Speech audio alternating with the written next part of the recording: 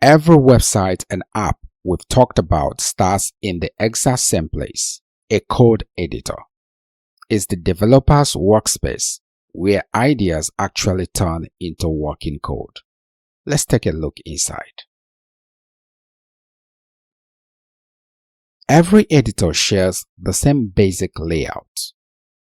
A file tree showing your project's folders and files. A main window where you actually write your code. And a terminal where you can run commands directly.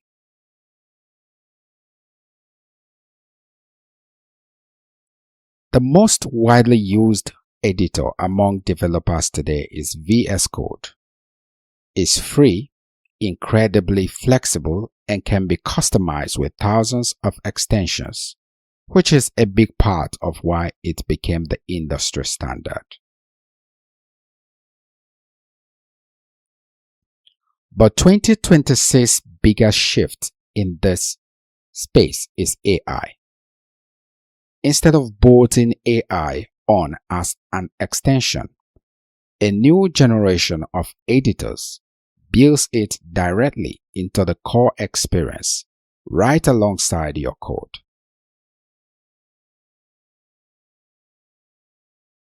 Tools like Cursor and Windsurf are built around this idea. You can chat with the AI and ask it to generate or edit code.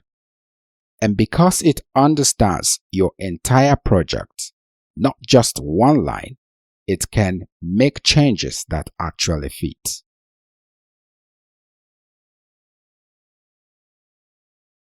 For someone just starting out, this matters enormously. When you get stuck, instead of searching for an hour, you can ask right inside your editor and get an explanation in real time, meaning less time stuck and more time actually building.